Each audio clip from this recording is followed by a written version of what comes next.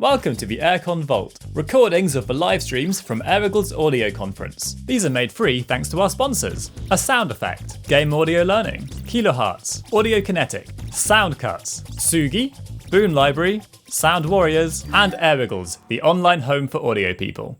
The Cosy UI design of Loddlenauts.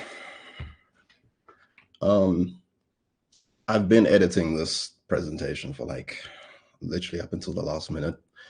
And the title I submitted, I remember it being like, this is pretty much what I want to do. I don't know if this is exactly what I want it to be about. And so a more accurate title that I came to come across was this: UI design through Loddlenauts. Yes. Applause. Let's get it. I can be trusted. Come with me. Let's go.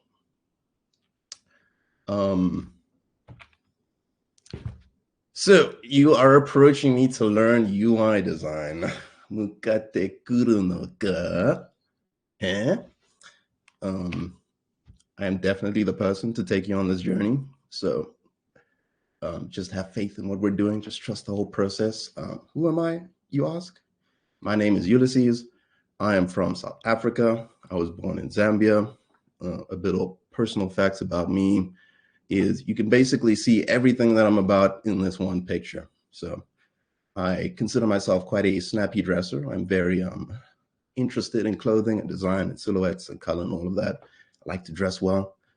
I practice martial arts, as you can see by this very poor kick form. Don't show my sensei that, but yeah, I practice martial arts. I'm a big fan of lizards. So if you ever encounter me in the wild, there's surely a tweet or a liked post about lizards somewhere. And what else? Yeah, I'm very unserious, as this picture describes. So that is fully everything that you should expect in this talk. How did I get here? I studied music composition / game design at a university in South Africa.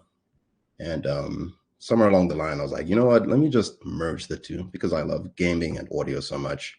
And so I started down a path of audio design. Gaming facts. So let's see, I'm a very hopeless Overwatch hoe, to be completely honest. I've been playing that game for 6 years. I have at least 4,000 hours in the game and everything. So yeah, that's who I am. Recently finished Returnal. Only died once in that whole entire thing before completing the game. So that's my one gamer moment, my one claim to fame. And let's see, currently playing V Rising. So yeah, that's about me. Games I've worked on. So the first game I worked on is this game in the bottom left corner of here called Desktop Dungeons Rewind. And yeah, that kind of kicked off things. After that, I got the ball rolling with a bunch of other projects and meeting people. Started working Way to the Woods. If you've seen that game, still in development, just give us a bit of time to cook. Then also Tales of Kinzera. That is one I recently finished. Did 6 months of that. And I was a voice designer on that. And then Winnie's Hall is in the works with the studio or the co-development studio that I'm working with called iGame Audio. Eli Forster is in the chat, and they helped me a lot with a bunch of my audio design and stuff. So we work together and everything. So give them a clap and a round of applause. That is the first shout out. Yeah, so the game that we're going to be talking about today specifically is Loddlenauts. Wow. Yeah, I didn't think this game would be as positively received as it is currently. The reception and how much people have enjoyed it has just been spectacular. So really happy about that and everything. We all knew it was a good game, but yeah, the way the community has reacted to it has been really overwhelming, really gratifying to see. So let's talk about why that is. Well, maybe in a few slides. If you've never heard of Loddlenauts, don't worry about it. It's perfectly fine. There's a lot of games out there. We're all living our own lives. We all got our own things to do in life, so don't even stress. You're not familiar with it? It's cool. given that, I figured it'd be a good idea to just share what is in the game and what I'm going to be taking you through. So here is a showcase that I made of all of the UI sounds that you can find in Loddlenaut. I'm going to use a lot of these videos to take like tactical breaks to get water and like maybe catch up on chat. If I've missed something, I've asked Lewis or Greg to just give me like a heads up and like DM me. So yeah, you can post questions along, but I'll generally answer things at the end. So yeah, let's get to it. Let's hear some sound design.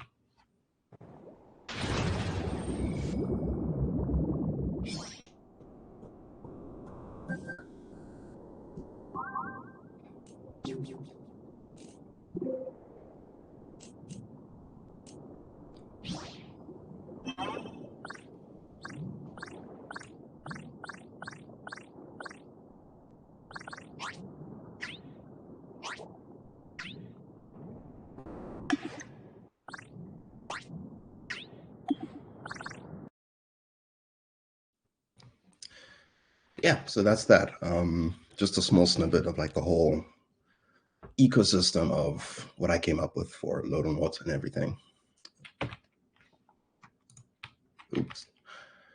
So yeah, before we get started today, I kind of want to bring a little bit of like philosophy to everyone and like how you should kind of mentally come into this whole session and everything. And I'm quite a esoteric individual. If that means anything to you. I went to art school, so that means I literally talk forever and don't make a single point. But yeah, the philosophy for today, right? The kind of mental state I want you to be in is first that this is all an individual journey. When I first came onto Loddlenauts and working with iGame audio, I hadn't really experimented properly with UI. And, you know, that's nothing to be ashamed of, like at whatever stage you're in. This talk is more geared towards like juniors or like mid-level people, like just trying to understand more about UI design in general. Yeah, don't feel bad on you about thing. Don't feel bad or anything. I'm trying to be as literal about the whole process as possible. So yeah, just keep that in mind. The next is that I try to value comprehension over understanding. And that means to say that I believe sound design can be very literal in how we encounter it. So someone can easily show you how to, I don't know, make a whoosh or anything, but understanding why the whoosh is necessary in your design is far more important, because then you can twist it and shape it and do other things, you know. You can make a whoosh into a impact, you can make a whoosh into some kind of like musical sting and stuff like that, or you know where it's appropriate and why. So I try to do that as much as possible, especially through this talk. The next is I'll try to be as audible as possible with my follow-alongs. So when I tell you something, they should usually be an example that like exemplifies it. So don't worry about that. Then this is by no means the entire pool of UI theory. I can't teach you anything. It would be impossible or silly to try. So if anything, you should treat whatever points I bring up as like guideposts. So be like, oh, Ulysses, you mentioned tactility in UI design. You can use that as a way to like talk to me or other people in the community to be like, what does that mean? Or can you give me examples of that, you know? I think it's important that we rely on like the collective pool of information that we have as audio designers. So yeah, this isn't like the one stop. This is just a stop in the journey. Next is that sound design is very artistic to me, or at least that's the way I try to approach it, because I suppose, or at least when I was coming up being a sound designer, there was a lot of kind of emphasis on like technical understanding and knowing specifically what everything does. And like, while all of that is important, I do kind of want to shift the needle a bit to be that like sound design is like as artistic as it is technical, you know?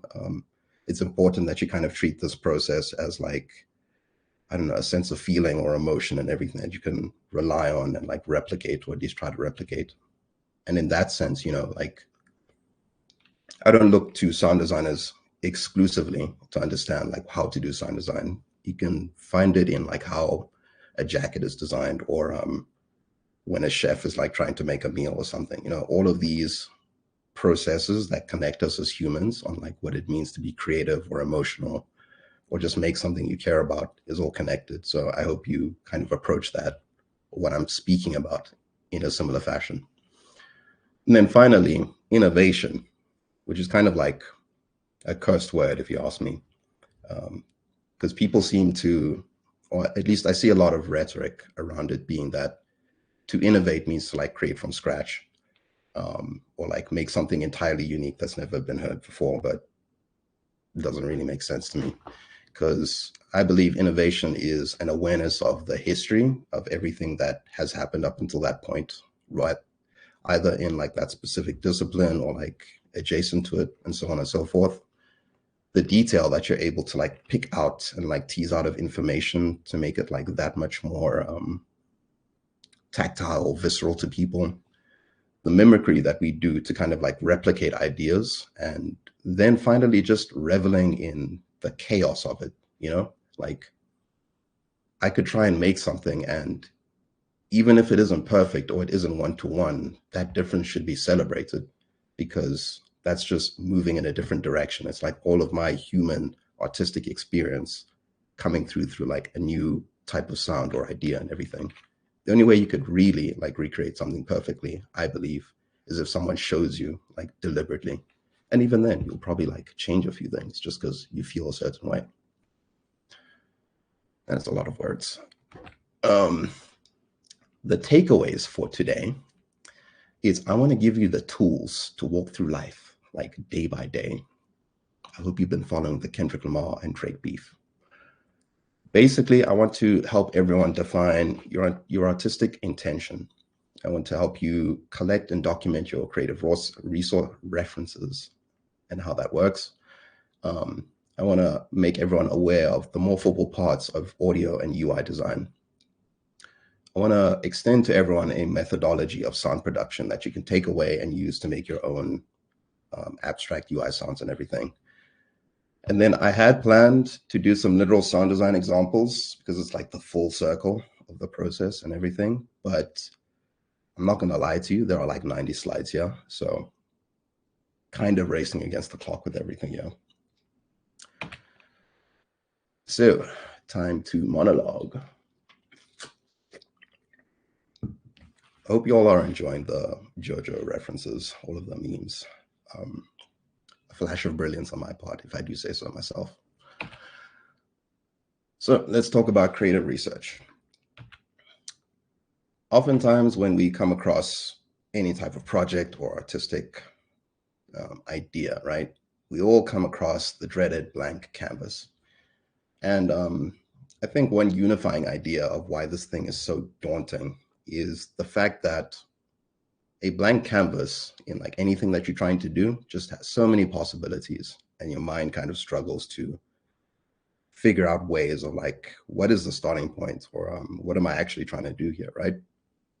So my very general solution for all of that is to start defining your space, right?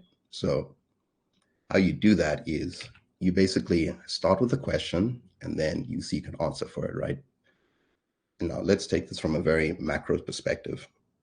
Say you are starting a project, or in my case, I came on to the Loddlenaut team and I was like, okay, they asked me to do UI. I don't know what that means. So let's just be very literal in everything that's expected of me in this sense, and ask questions about like, what do I know about UI design? What's at my disposal to make it? What am I expected to do in this team environment, right? So thinking very generally about the iGame audio team, right? We have Mr. Damien Shepard, who is also in the chat here. Hi, Damien. Our lead at iGame Audio, the person that hires all of us, handles all of the technical implementation. Then we have Mr. Tom Bradshaw. I don't know if he's here right now, but really lovely dude. He was our design lead and production god. Man, helped so much. We have my beloved Eli Forster, my sweet cheese, my rock and soldier, my good time boy, doing general sound design. And then me at the end, coming on in the wake of like everything that's being developed to be supportive in UI sound design. Thank you for that, JoJo meme. That was really good. Thank you. So starting very literally, right? Role definition, where do I fit into the team? I'm a supportive UI sound designer, breaking those words down. Supportive means that I need to assist people in like whatever endeavors they have to like either make individual sounds or just provide assets to help them do what they need to do. Then enable, I need to make sure that I'm not kind of getting in the way of anyone's like process of making things. I'm making sure my assets themselves are like really well delivered. They're high quality. They account for a different amount of like circumstances. They're just like out of the box, ready to go. You know, they should be as little kind of like necessity for me to be around to do things and everything. And that manifests in different ways. But then yes, UI, user interface based design. So anything that requires user input, it is my responsibility. It should be more of my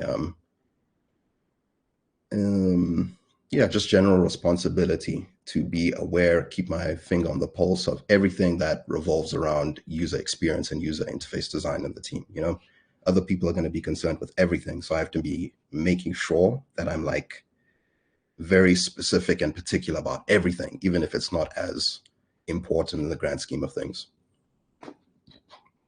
And then I am a sound designer, meaning we make a noise, right? Said it twice, obviously, because it's very important. But yeah. So UI design expanded. What does user interface mean? In my summary of this kind of word, it's basically how the player interacts with the game to get necessary information. Necessary information being key because you're always trying to be specific about what you're telling the player in any moment. Then informing the experience of player interaction. We want to make sure that we are, if there's a kind of like interaction or something that the player should be feeling, we should be making sure we're emphasizing that in some way. Granted, it's important. Then embodying the character of the game in a way that is not distracting or conversely, purposefully attention grabbing, right? There's a very, very particular kind of balance you need to work out with like everything that you represent in UI, in that you want to capture the character of the game, but you don't want it to be distracting unless you are being very particular about like, hey, look at this, or hey, this means that, you know, that type of thing. So at this point in like thinking about UI design is you come across the opinion that UI sound design is difficult. Let's like expand on that. Why is that so? Well, the first thing is that you have to do everything in a very short time frame, right? You have to do it in what feels like 0.001 seconds. I often make the analogy that like UI sound design is like regular sound design, but just like on the shortest time frame possible. So imagine everything that you're trying to like capture and convey in like what could be a 3-second clip. You have to condense that down to 0.5 seconds, which can be very difficult and very trying. The next is that it's abstract. What does that mean? There's no real world equivalent for moving a mouse on screen or ticking a checkbox, you know? We haven't gotten to that point in human history yet. So a lot of this is very abstract in nature, and that, yeah, there's no real world equivalent. Next is that we are establishing iconic sounds or creating associations, right? We have to be very kind of flagrant when we need to. We need to be very attention grabbing, as I said. And then finally, there is a low barrier of entry, which is very funny because like you would think so. I feel like when it comes to UI sounds, it's very easy to get into, but also very difficult to like get right or be like unobtrusive or attention grabbing, as I said, when you need to. Usually it's the least important thing, which I'm glad didn't happen with Loddlenaut, because if I wasn't given the correct amount of time to like really dig in and like figure things out, the UI sound design wouldn't be nearly as good as it was, like easily. So in summary, I think UI design is just more mysterious than anything. And I think that's due to like a lot of things. a lot of people don't tend to value like what UI can bring to the table, not even just as like a developer or a player, just like as audio designers. I think we don't give enough credit to, or it's like we know that UI design, sound design is hard, but it's like there's not a lot of information or documentation about like why that is, and you know, what individual things we can do to make that easier. So I'm hoping this kind of like pushes the needle on like that. Maybe we get an uptick of UI sound designers, and that becomes like a dedicated role. So before we get into things more specifically, I've got a few examples over here of different types of UI. And this is just kind of paint us a picture of all the different ways that you can think of UI, or UI has been approached, you know, across like very, very cool games. So first over here, we have In Other Waters.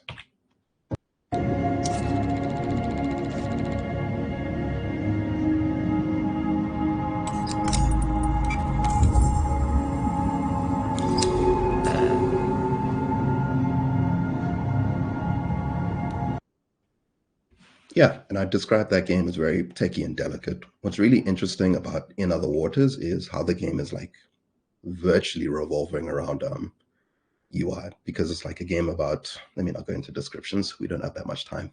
Go check it out. Next, let's talk about, or let's have a look at Darkest Dungeon, right, which is very grim and tonal in nature. That's not Darkest Dungeon. This is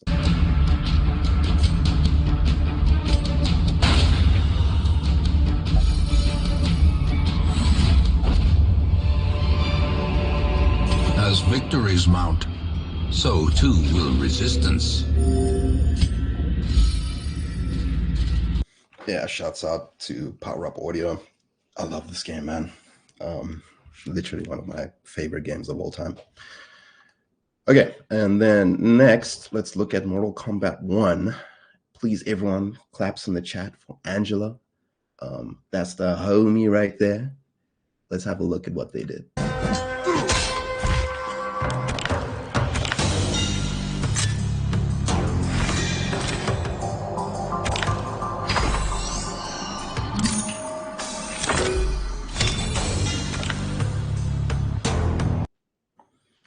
Yeah, Angela, you're doing beautiful work. Thank you for all of that. And yeah, I classify that as being very fantastical and punchy in nature, you know. And then Overwatch, my beloved.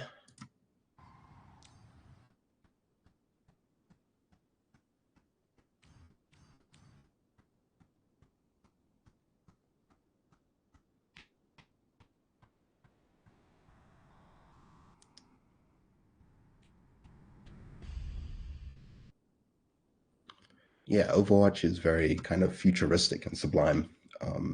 The detail. I actually just got a message from like one of the Overwatch sound designers, and they told me like the UI designers have been like rotating in and out over the years and everything. And if you think about it, that's incredible because of how like cohesive and uniform everything is. So shouts out to the Overwatch team, doing some impressive work as always, as expected. And then finally, Legends of Runeterra. This almost broke my Overwatch addiction, but you know, I can't. I have to stay loyal, you know.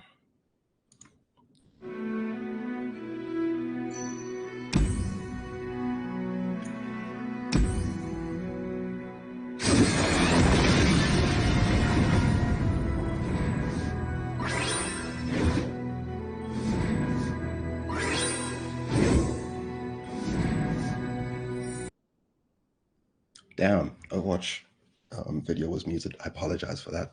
I tried to record a video and upload it, so maybe there's something wrong with that. But yeah, Legends of Runeterra, very expressive and fantastical. There's so much charm and like energy and playfulness to it, so excellent.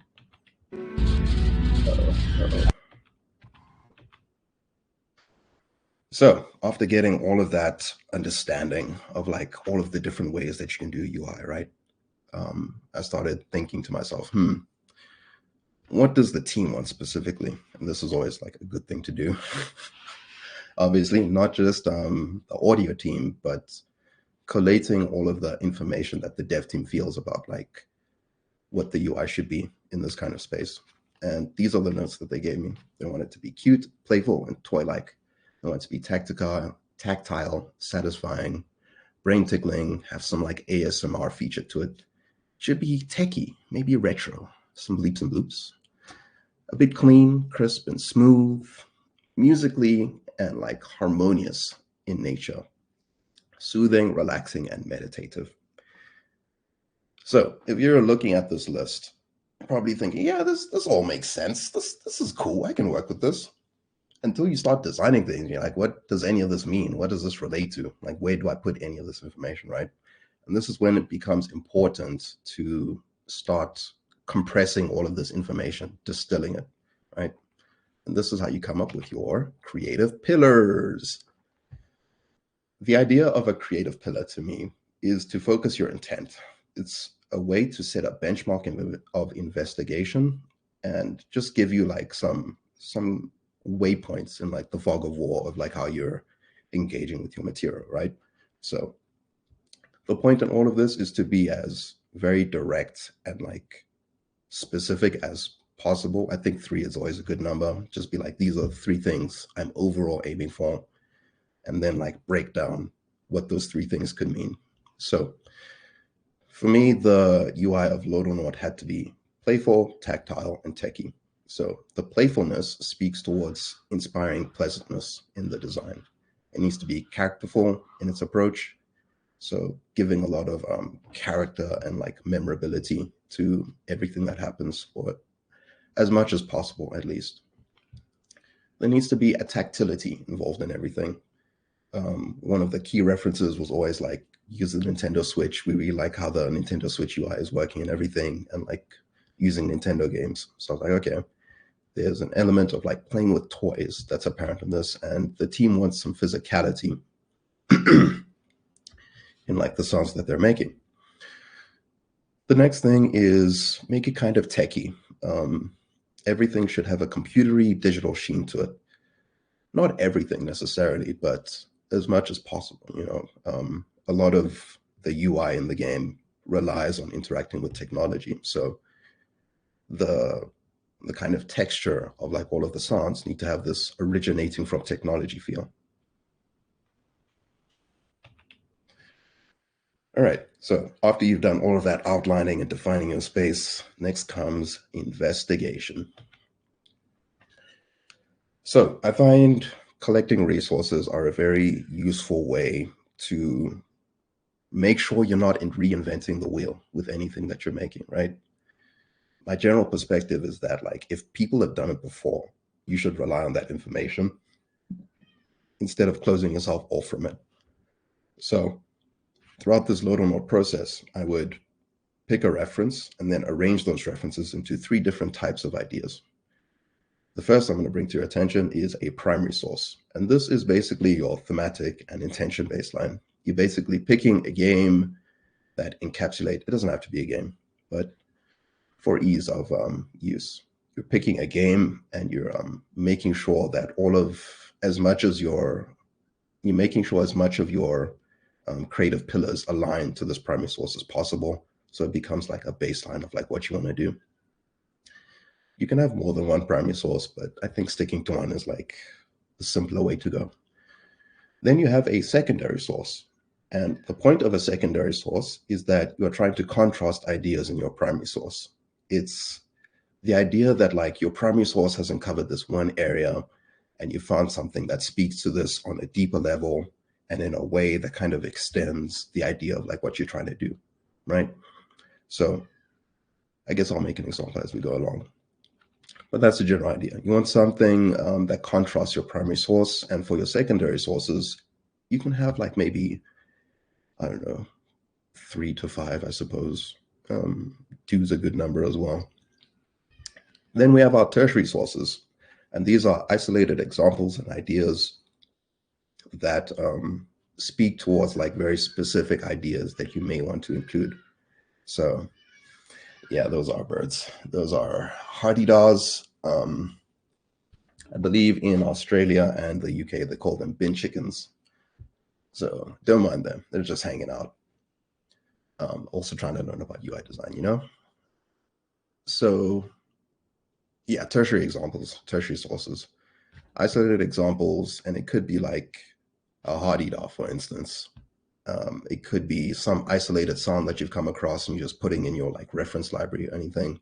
The idea is that it shows you something very, very, very specific, and you're just like making a mental note of it. You can have an unlimited amount of these. Go nuts. Some unsolicited advice is, I feel it's very useful to put things down on paper. Not necessarily like physical paper, but just put it down somewhere in a document or something. I feel like it helps you declare what you're doing. It makes it more real than like keeping it locked in your head.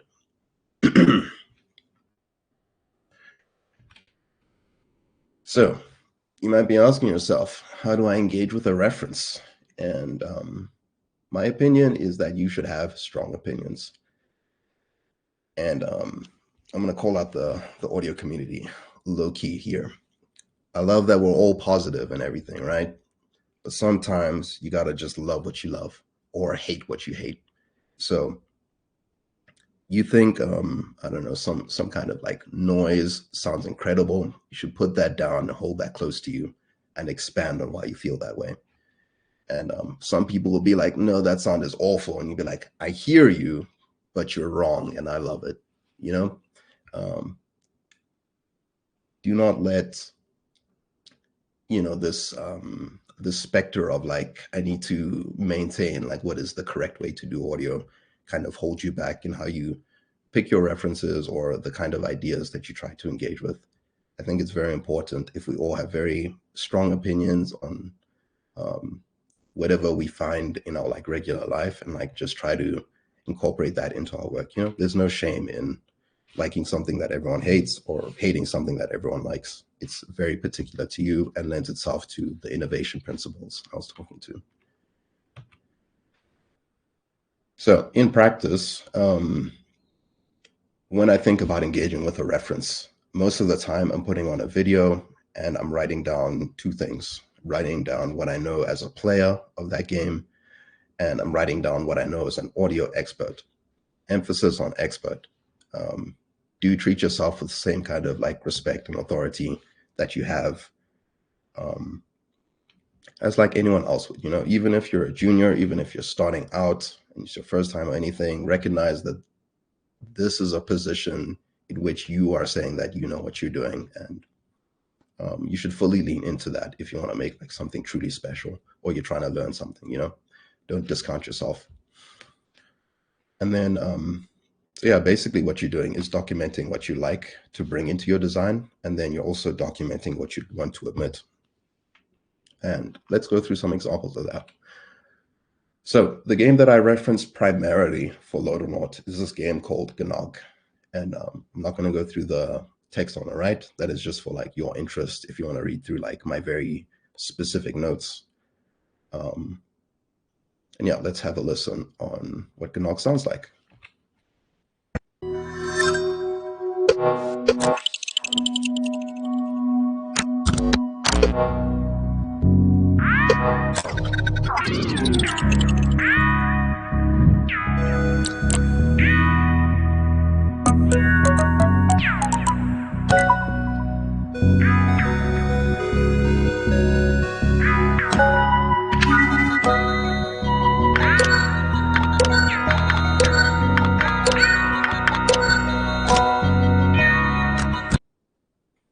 That game is beautiful, man.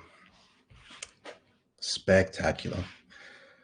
So yeah, I chose GNOG because yeah, it's just so percussive and like musical and playful and everything.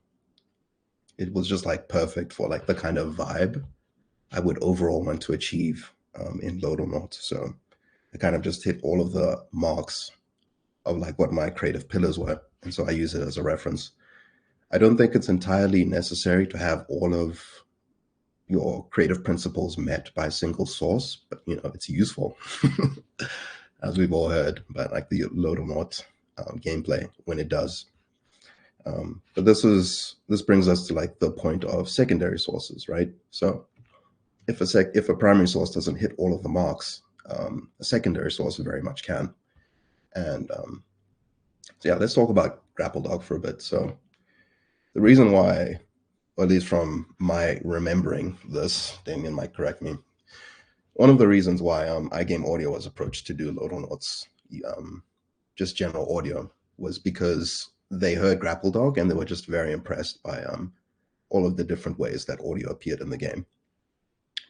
So it wouldn't really make sense for me to completely ignore that. If anything, it makes more sense to lean into what was achieved in Grapple Dog and then try to find what are the elements that the devs saw in this game and try and bring that over into Loddlenaut. So yeah, it did a pretty, I don't know, consistent, I don't want to say a shallow dive or a deep dive. I did a dive into like what makes Grapple Dog what it is. And I have to shout out the homie, Becky Street. Can we get some claps in the chat, please? Becky did an excellent job. So let's have a listen to that.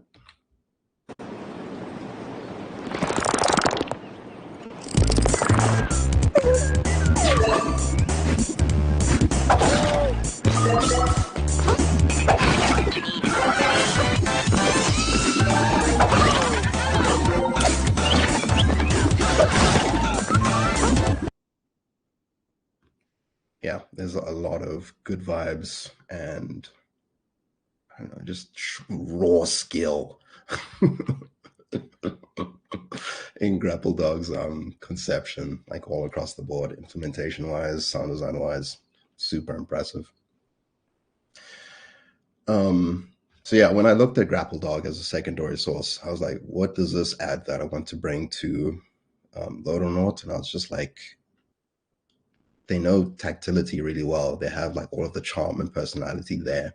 So if I'm ever feeling lost, let me use this as like a launching point for anything else I'm trying to do.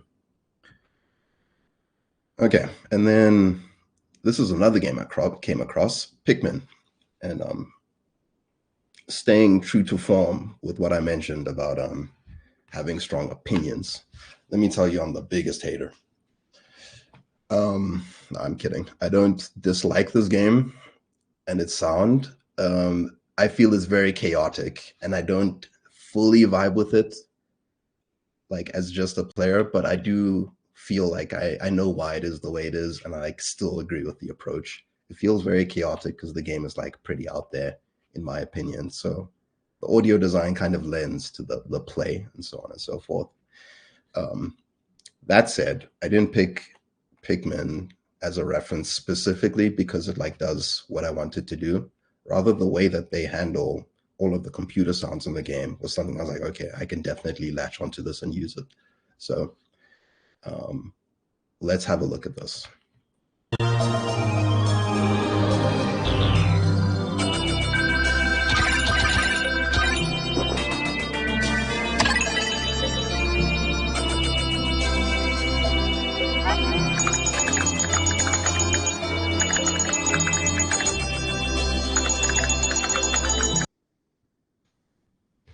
Yep.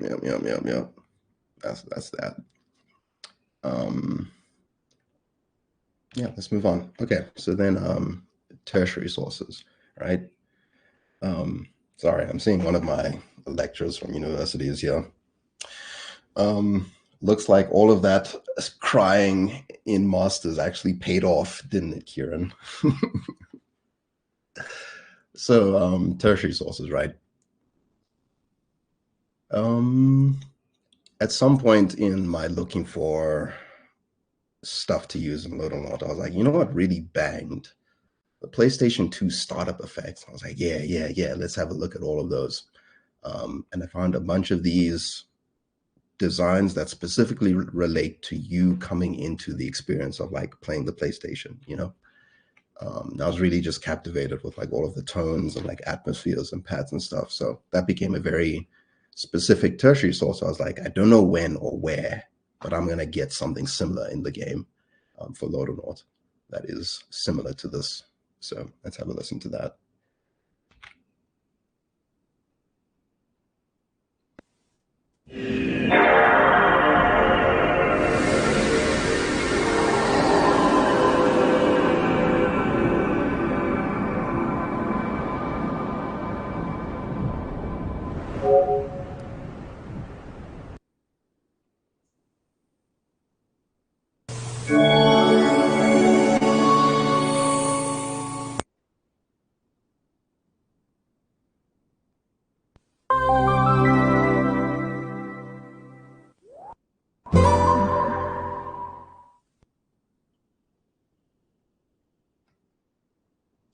Beautiful, right?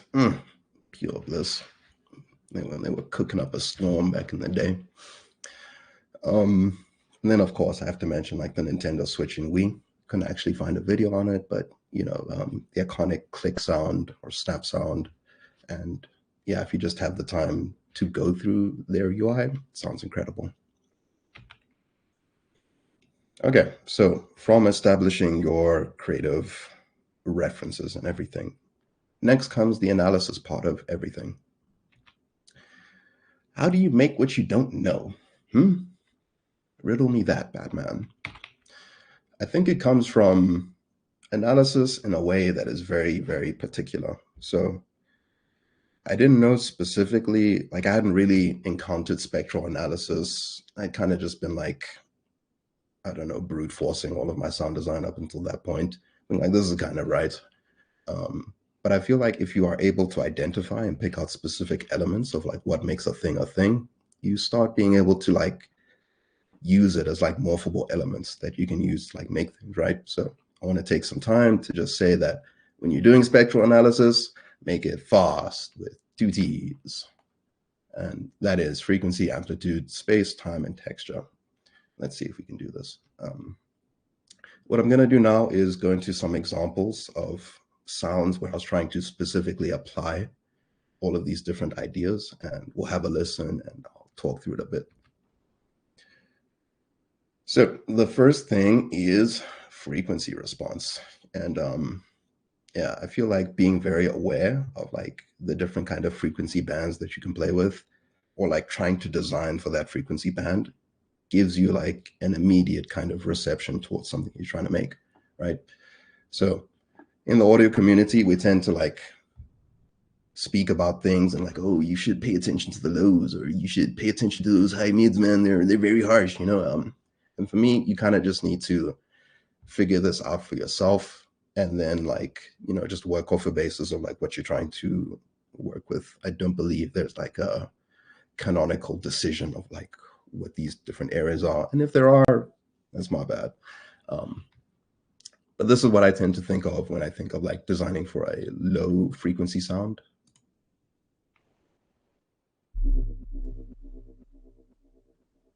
Very kind of bass heavy, so in the 0 to 200 hertz range, then low mids,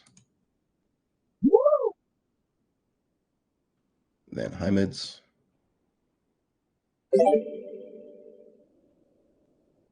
and then highs.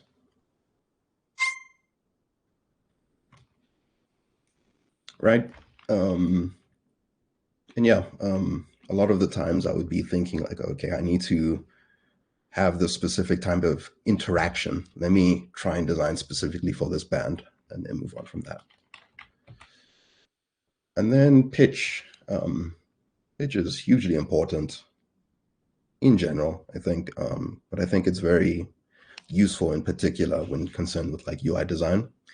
And this is a matrix I kind of tried to design just to like illustrate some points of like what it's like to kind of place your sounds in a kind of overall landscape of where you think it might give you some like pitch content to like convey different ideas, right?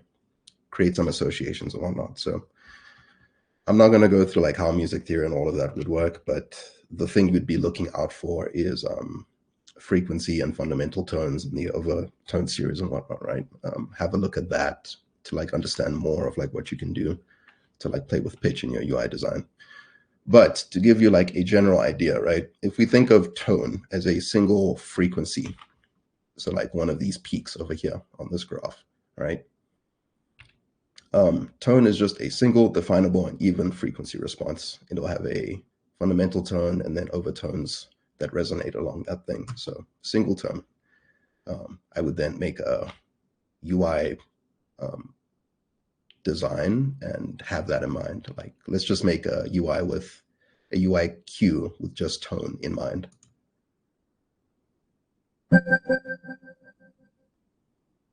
Hear that? And then this one over here.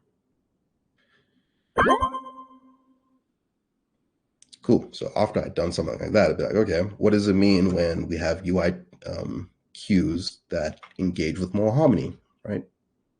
Then I'd start making things like this.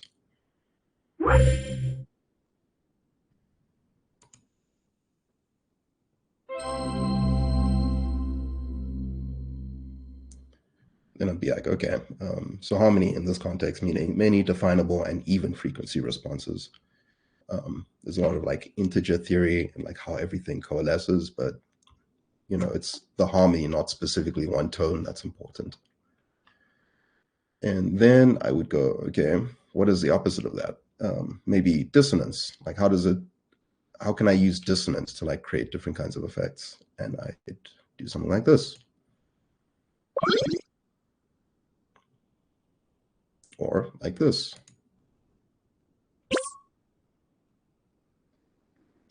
And yeah, I guess specifically speaking of these, this sound over here uses a irregular kind of scale pattern to like convey dissonance. And then this one uses tones that are like uneven in their frequency responses between each other. And then after all of that, I'd be like, okay, now we're going into noise territory, because we want something, or like we're trying to figure out what noise can do to create kind of UI textures and tones and whatnot. And then, yeah, I would define noise as many undefinable and uneven frequency responses.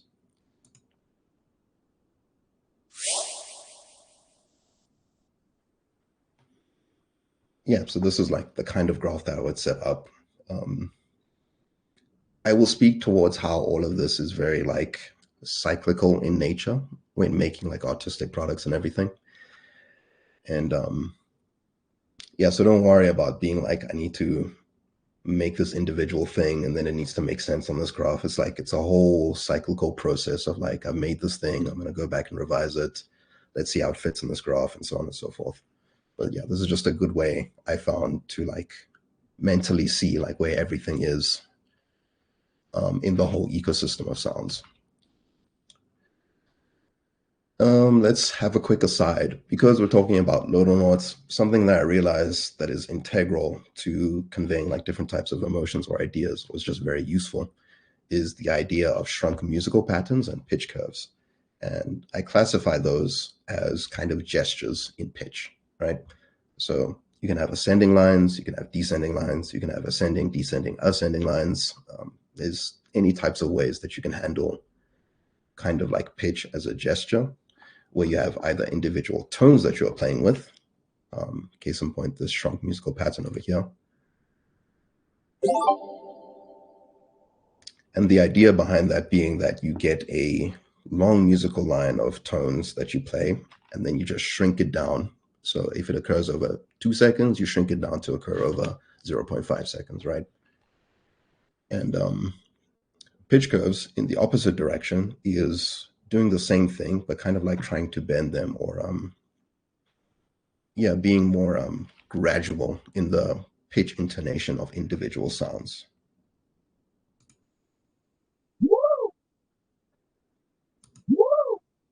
Yeah, and then also just to speak towards, as I said, you want to be aware of the history and everything. The only reason why I came across like this discovery is because I was looking at Mario back in the day. I was like, why do people enjoy all of those sounds so much? And it turns out the creation process of it, won't get into the history of it, it's really fascinating. But the creation process of it is very musical in nature, you know? So let's hear like an example of that.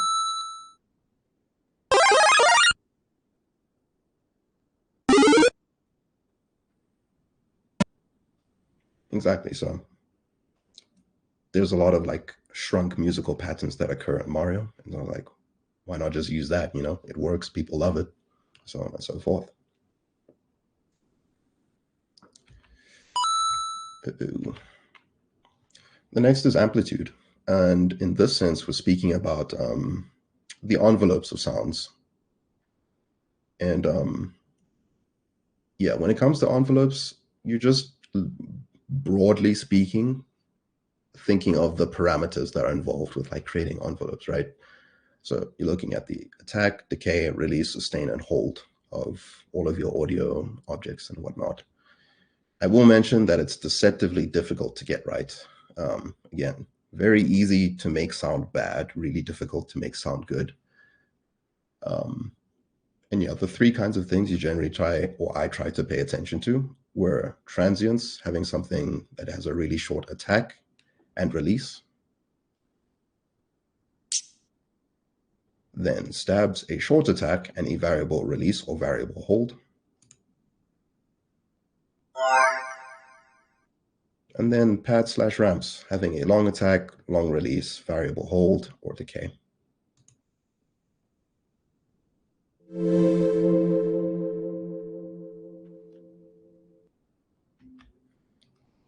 Then we move on to time, right? So time is interesting because, I don't know, it's these three kind of ideas of appearance, length, and rhythm. And you never quite know how it's going to necessarily apply or present itself in the design you're trying to make, right? The simplest way to think about it is, yeah, just when things appear, for instance. So in that you're choosing specifically like when each element appears. There's two kind of sounds on that initial transient. There's that repeating kind of da-da-da sound, but then there's also a very low sound in the back that's kind of just emphasizing that transient, giving it more weight, right? So that's when things appear. I'll play it again. Then we have length. How long are things audible for, right? This one's kind of self-explanatory. If you think about a pad or something, it's just like how long the sound is staying in audible range for.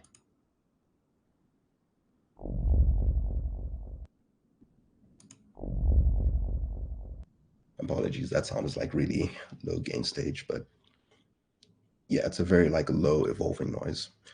Then rhythm. How many times do they occur?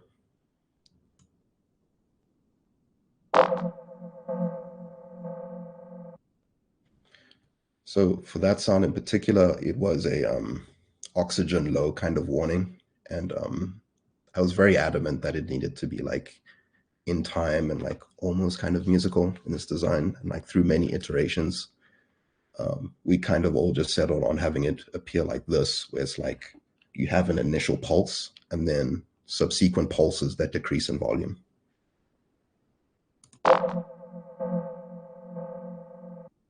Cool. Then space, i.e. stereo field. So when thinking about UI design, you can use reverb and all kinds of like spatialization kind of plugins to just emulate how big something is. And this just gives a very kind of dramatic feel to objects and stuff. You put reverb on bass, things just sound like, whoa, that's huge, bro, you know, that type of thing.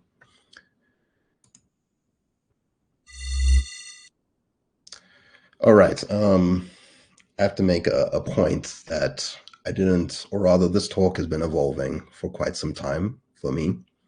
I didn't think I was going to talk about the stereo field for UI design. And then I tried to contact Greg and the Air Wiggles team to like see if I could get stereo to play here. So it probably isn't playing here, but I'm going to make the slides and stuff available so that you can like hear on your own what I'm specifically talking about. So that's my bad. I apologize for that. You probably can't hear the stereo field being activated or used here, but just know that you just trust me, bro. Trust me. I know what I'm talking about, you know. And then spatialization, where something is in space. And I guess when it comes to UI design, there's two kinds of frames of mind you can put yourself in. It's like you can make something appear in world, and that's when you can't really play with spatialization. But because it's abstract in nature, you can also use the left and right channels of your ears more so it doesn't appear or feel like it's appearing right in front of you. Instead, it's like to the left or the right or in your head or something like that. And you can use that to your advantage to just like make it feel bigger or otherworldly, you know?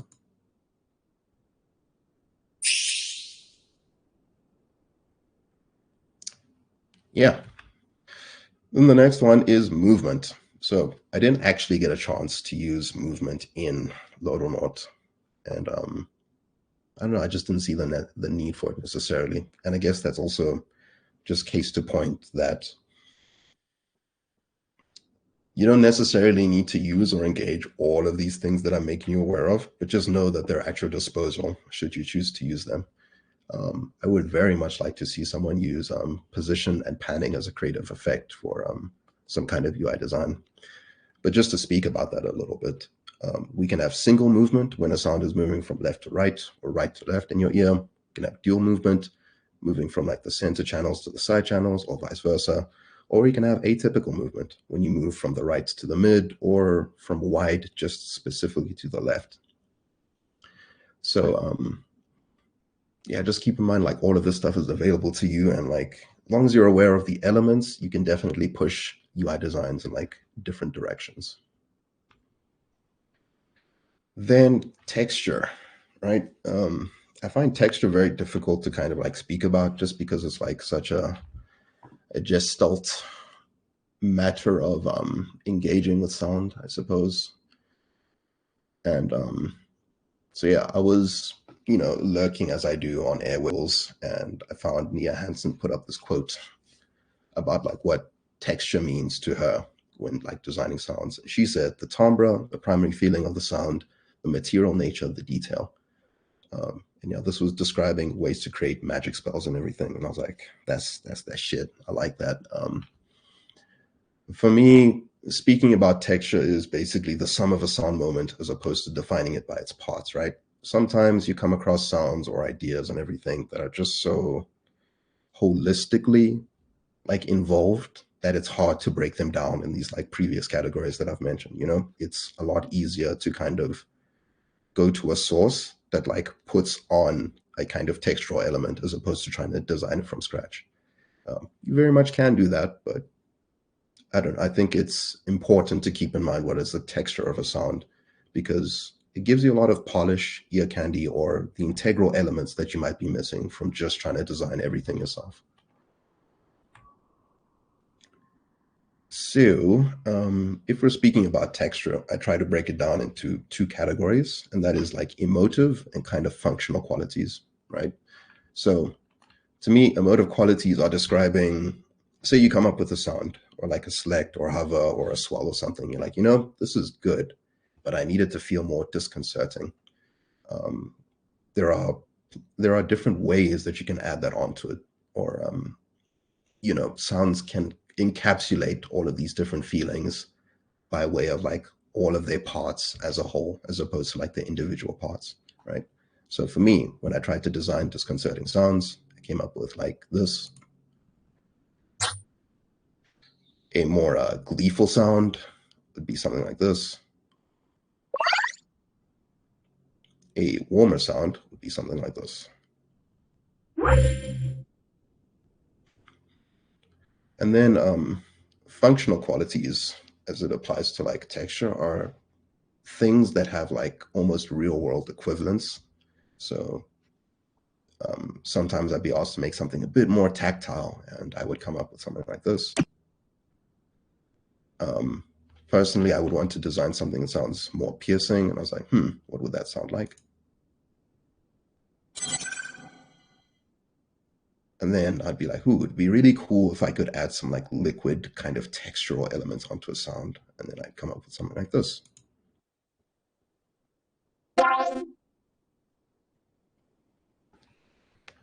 So how exactly does one get those qualities, right? I think the simple answer is just use plugins and samples. And the idea is that you're embedding sonic character and identity onto sounds, So for these sounds, right? How did I make this one? I don't actually remember. I think it was using samples that felt quite squishy or like noise-like. And, I could have tried to design it, and I'm pretty sure I did try to design it like through a synth, but eventually I was like, you know what? Samples exist. Why not just like use that to its benefit? Or even just thinking more generally about like plugins, wave shaping and distortion and all of those things add like color and like highlights to certain like frequencies and stuff. So You don't have to try and design from scratch. You can just use plugins that add that layer onto it. Make another example over here. Yeah, so this one's specifically using wave shaping and distortion and so on. And the other side to it, adding color and shade sounds for texture. Yeah, so this, the idea of tactility, right? Very kind of difficult to design like from a synth straight up. So using samples that kind of add on that character already just makes your life so much easier.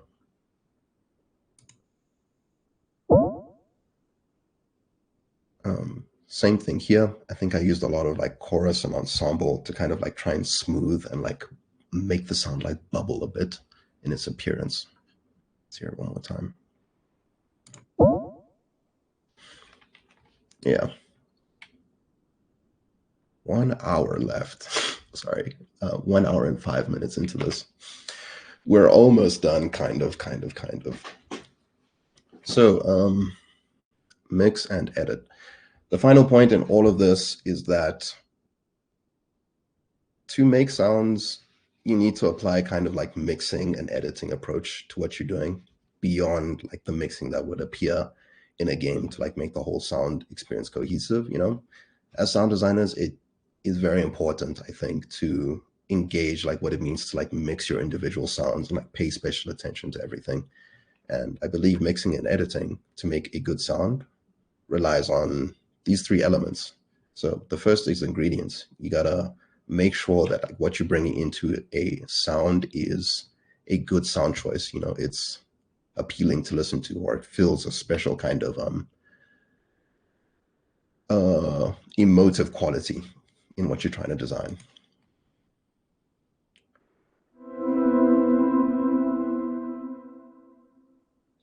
Once you've got your ingredients right, you can start thinking of the interaction between individual sound elements. So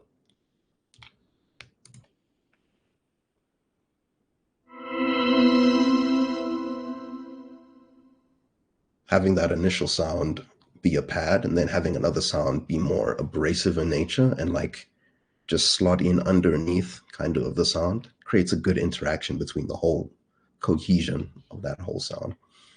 And then we move on to arranging things, you know, much like this whole meal. Are we making breakfast? Are we making dinner? Is this for a friend? Is this for an enemy? You got to figure out what is the context and then arrange it as such, you know. We can't start with the dipping sauce. You got to start with the biscuits.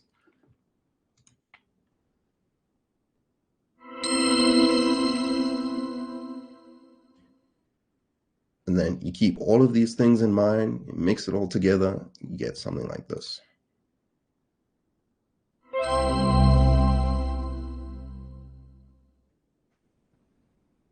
Cool. Design methodologies. This is where I drop the ball entirely. Making anything artistic / creative is painful. It is difficult. The reason being is making art is cyclical, as I've said earlier. It's a lot of iteration. It's a lot of people challenging your ideas. It's a lot of you challenge your own ideas, right?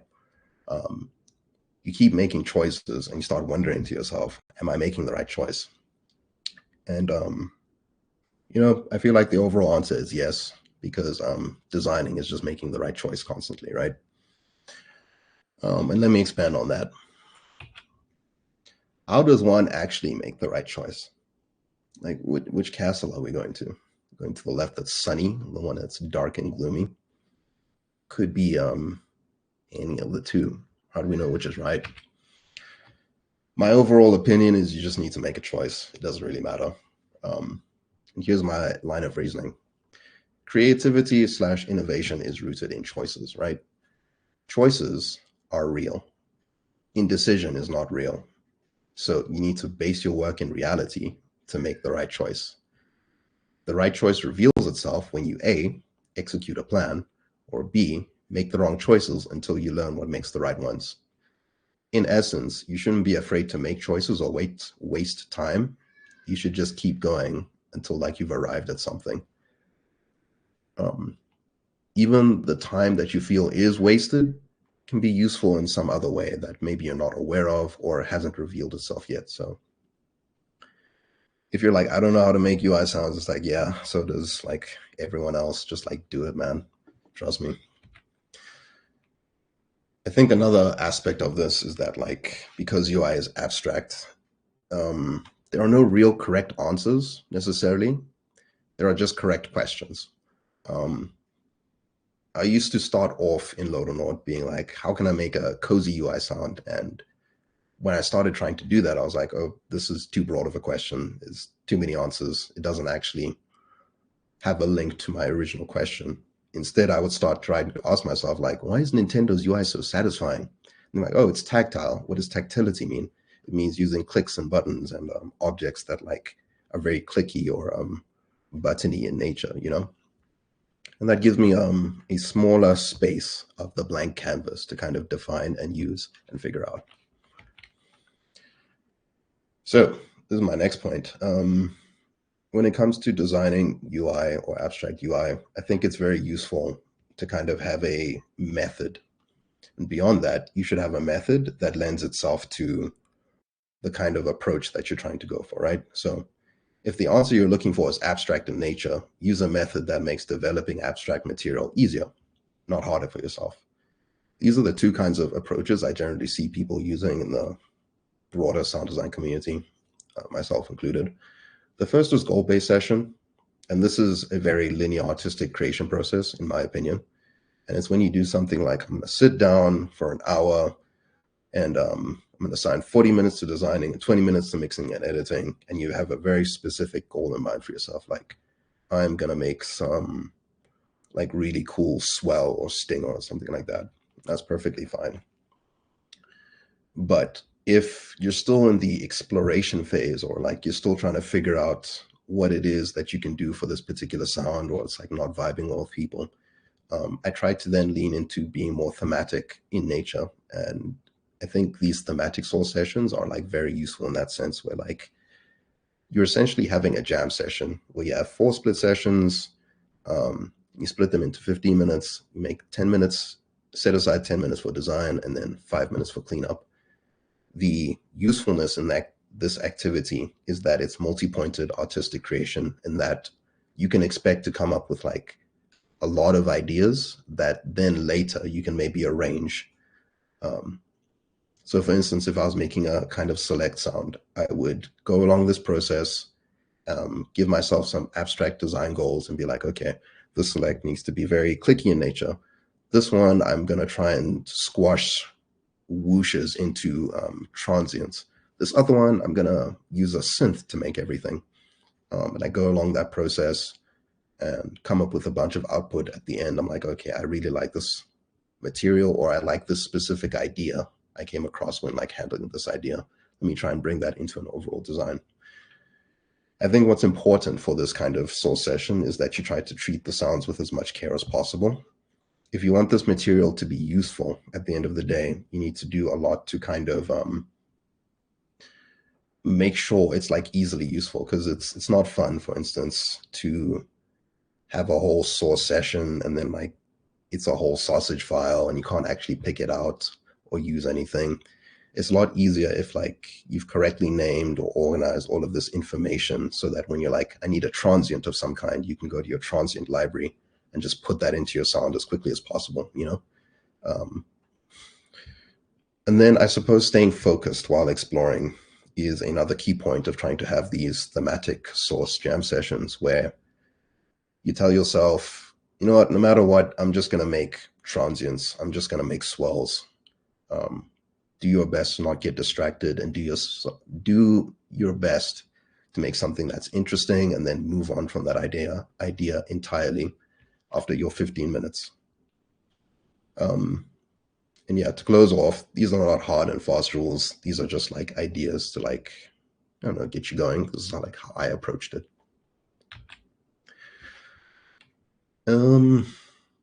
Yeah, I think in all of this, I also just came to realize that our creation is cyclical in nature.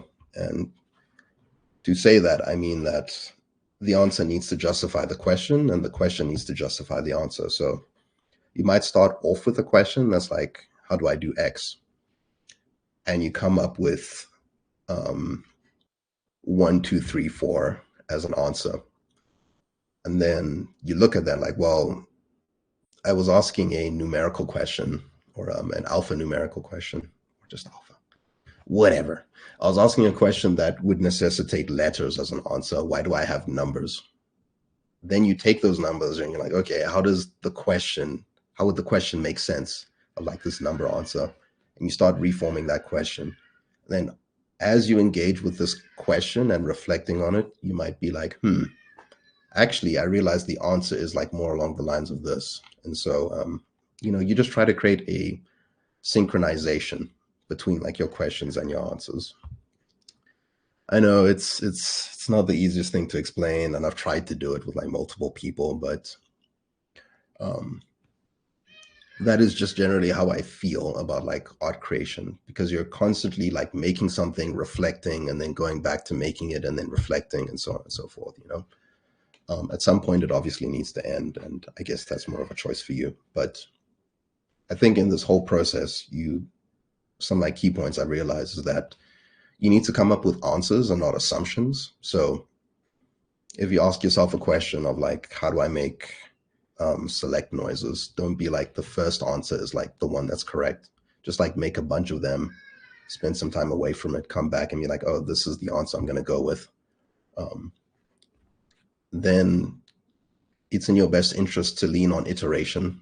If you do come up with an answer, you might like edit and tweak it to pull it in like different directions, make sure it highlights a specific aspect of what you're trying to do or what you're trying to say with that particular design. And then it's very useful to kind of apply contrast to ideas. So you might start off being like, let me just use synths for this UI design. And then you oppose that idea by being, let me just use samples for that idea. Let me just use plugins. No synths, no samples required. Just, I don't know how you make that work, but yeah. And then finally, I guess reiterating that point is that there should be some synchronization between your questions and your answers at the end of the day.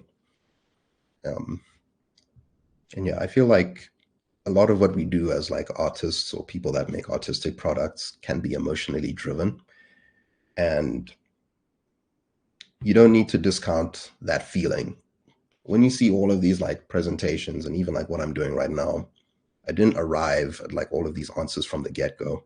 A lot of this was inexplicable to me at the time, but through reflection and everything, I can start plotting out patterns in like how I created things. And the same applies for like everyone else, like just going off vibes or atmosphere or just like your raw creative energy at the time of making things does not like invalidate what you've done. So yeah, don't discount yourself on that.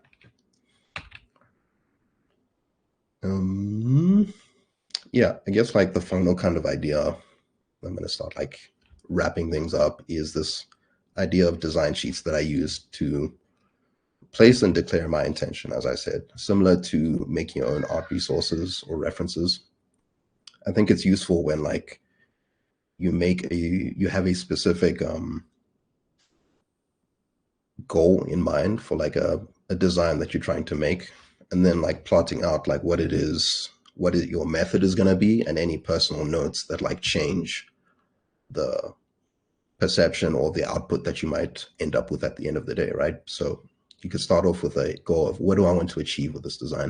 Like, I'm going to do some selects. I'm going to do some hovers that feel like bubbles, so on and so forth. And then you state for yourself, what is your plan to achieve these things? You say like, oh, I'm just going to use face plant, or I'm just going to use bubbles that I've recorded myself, or I'm going to use bubbles that like I've seen other people recording specifically, or I'm going to try and get a sample that isn't a bubble and try and morph that into a bubble.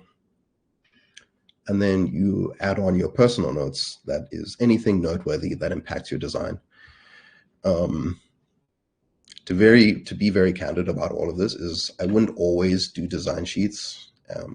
In fact, I would rather just use Excel or anything, but this is just to illustrate the point of like how you could make this design sheet for any type of idea that you're like struggling to deal with, or that you're feeling like, I don't know what to do, you know, define your space. So to provide an example of all of that, at some point in Loddlenauts development, we needed to make some kind of like upgrade noises and everything. So I was tasked with making some kind of like swell. And the goal that I had in mind was I need to make a celebration noise, and it needs to be attention grabbing, which was something that was not very common up until that point with my design process and UI and everything. So I was like, okay, I'm going to make this entirely through synthesis. I don't want to use any samples or anything. It was like a personal challenge as well. And I wanted a very literal design process in contrast to the thematic kind of designs that I was doing previously. You know, I'd learned quite a bit at that point, and I was like, okay, I feel like I had a good handle on synthesis and like this abstraction design. So let me try and be very direct, see what I can like force myself to come up with. And the notes I had is like, it should feel like an introvert is hugging you. Yeah, personal challenge entirely through synthesis. It should have many evolving textures, and there should be a chance to be, this is a chance to be really, really, really expressive, whereas the rest of the UI soundscape is like more keeping to itself, you know? So this is what I came up with. Let me apologize for the time. I know I'm like cutting it, but we're almost at the end.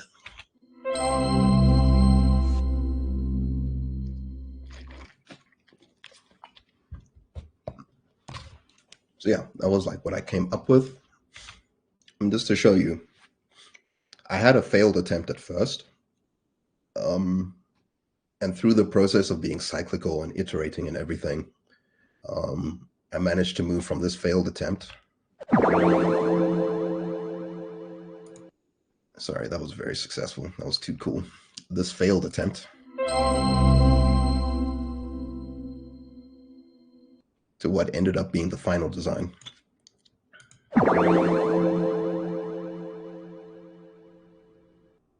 You know, so to me, this failed attempt fails because it doesn't speak to some of the questions I was trying to answer. I was like, this is a celebration, but is it the right kind of celebration? You know, does it feel like an introvert celebration, or is it too in your face and everything? I didn't feel like I enjoyed the evolution of textures and everything. So when I reorganized my content and like tried again, I came up with this final design that I felt spoke most towards the kind of initial design sheet and everything. And like I said, I probably reorganized some of my goals as well, because my first attempt told me do this, and like my second attempt was actually I should have been aiming to do that.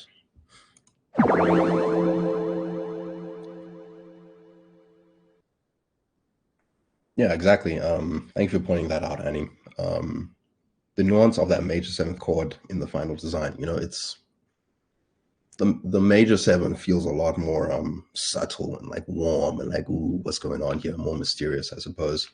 Whereas the harmonies in this failed attempt is more like perfect intervals and everything, if you know about music theory. That's enough. Jeez. So the final thing I'll also just mention is that each UI space is a moment in my mind. It would just help me classify things a bit more. And it helps if you think about what you want to say in that moment. So doing all of this gives you a chance to tell micro stories and create UI biomes, create an experience arc for players, being like, what happens when you first come into this UI experience? What feelings should you feel at the end? You know, are we starting off scary and ending up like overjoyed? Are we starting off neutral and like maybe, I don't know, negative neutral by the end of it? You set thematic expectations for things. So you could have a main screen that is like entirely kind of like bubbly and happy and everything, and you can lean into that. And then finally, you can set up an ecosystem of ideas to signify other ideas. So you come into a specific inventory screen in the game, and you might be like, this needs to feel very neutral across the board. I actually don't want to tell you anything positive. I just want you to know that you're interacting with things, you know? All right. For example, on Loddlenaut's main menu screen, this is the first impression. So I don't want to get in the way of everything that is like the fanfare of like coming into this game too much. I wanted to reinforce a lot of the thematic elements of it because it's like this first landing point of being underwater. I want as much of the UI to like reinforce that idea. But then also this is a novel space for untraditional ideas. Because this is a splash screen, I'm getting the chance to do stuff that isn't like typical of UI creation. Ugh, I'm sorry. Next talk is in 5 minutes. I'm wrapping up. Novel space for untraditional ideas. I will go in the Hangout if anyone has any questions and everything. Apologies for like taking so long. But yeah, this is the first impression, reinforce thematic ideas, novel space for untraditional ideas. There's not going to be another chance to be as expressive than like the main menu and everything. For the system menu, I want to be motive based. I want to tell people exactly like this is what you're doing. There should be some light stylization to stay within the world of Loddlenaut, but it should be unambiguous. And then finally, for the in-game part of the game, because it's so multi-purpose and there's different kind of ideas, each kind of space lends itself to creating UI in a specific way that creates like a specific experience and everything, right? So if we're speaking about the inventory screen, everything must feel like it's coming from a computer, tactile movements. There should be tonal feedback to create recognition of specific interactions. There should be tonal character of interactions of interest. And yeah, I guess this is like my overall design sheet. I won't go through all of these sounds because we're like running late for time and everything. But this is how I kind of classified, like bringing in my creative pillars, my constraints, and like all of the design terminology of like what I wanted to do. And then, yeah, like I said, there's a lot of stuff that helped me learn what I needed to learn to get this right. So I just wanted to shout out a bunch of these pages. Homin does a great faceplant series. I haven't heard anyone teach faceplant like that.